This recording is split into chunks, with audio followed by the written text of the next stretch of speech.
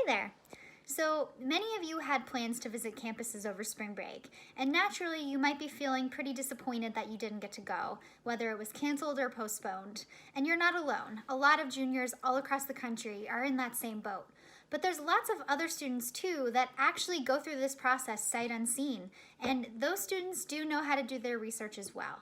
So the good news is that you have everything that you need to make shift a campus tour experience. You can do info sessions online, virtual tours, either recorded or live. You can do webinars with professors and students. You can sit in on a class via Coursera, or you can use YouTube to check out the town nearby. So my advice is to bring along your family members and pretend you're really there. Mark your calendar like you were planning to and stick to your appointment. Debrief your visit like you would have on the car ride home after the tour. And if you had plans to go check out the best biscuit in town, treat yourself to a homemade biscuit after your visit. You may be also concerned about tracking interest. This means that colleges might be looking to see if you visited. Understandably, they know that you can't, but even signing up for a visit may show them some interest, and that might be a nice point for the future. So if you look at a virtual visit website, you can see options for all of these things. Here we have a landing page for virtual visits, and one of the first places I want to click is a virtual visit. So to see what they have online, I can click on their calendar. Looks like they have an interesting webinar here on pre-health perspectives. If I go back, I will look for an info session, and if I can't find one, I probably can find a video online. So sure enough, there's a video here of what they would have shown me in my info session, and I'll want to check back to see what they launch in the future. But for now, I can do a virtual tour, which will take me right to UVisit, which is a really cool website. There's actually a holographic tour guide that will show you around, so that's pretty cool.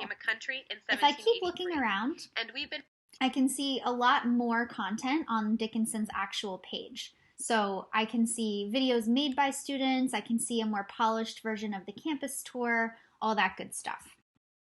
Maybe I had a more specific question I wanted to ask a tour guide. You can actually find their information right here on the website. So maybe I find a student that has a similar interest to me, and I can email the admissions office asking for student contact information.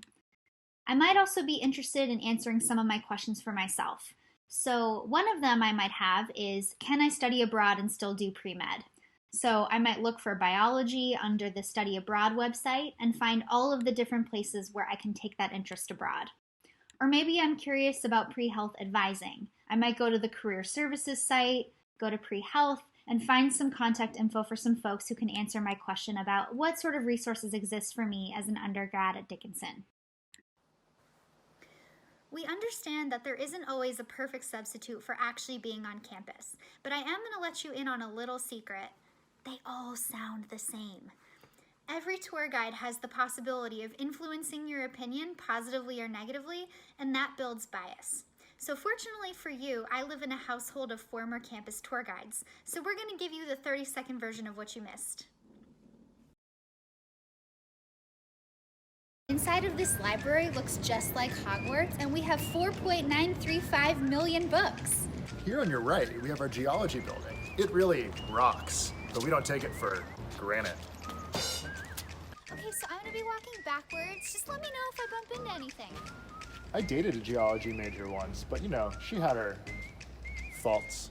And over here is where they filmed a movie from the 70s that you've never heard of. It was a bit of a rocky relationship, but I want to get to sedimental. Groundbreaking research.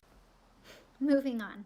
So when asking questions in a webinar, it's good to know your audience. If you're speaking to a current student, ask them what they do on the weekends, the favorite class that they had last semester, and why they chose that community. If it's a professor, ask them how they engage their undergraduate students and why they enjoy working there. There are lots of sample questions you can use on your college research worksheet, but for the time being, it may be better to wait and ask questions after you've done your own research. And colleges will definitely make themselves more available to you juniors after May 1st, because right now they're really focused on their seniors. So for now, we should do our research and focus on questions you actually want the answers to, and keep them specific. Don't worry about trying to sound smart. Another pro tip is that you can find most of the answers to your questions on your own. So what we're really after is bringing out questions that give you opinions, that give you lived experiences, where you really get a sense of a student's story. And once you've got that story, hang on to it because you might be able to use it for a future essay or interview. So look, the reality is you may not get to visit every institution on your list, and that's hard. And we also don't know what the fall is going to look like. Some of you may visit locally to get a sense of your preferences. Others of you may not visit your campus until you're an admitted student in April.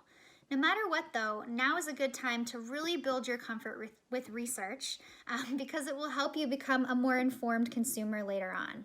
And hey, if you're missing those geology puns, you know just where to find me. I win that by a landslide.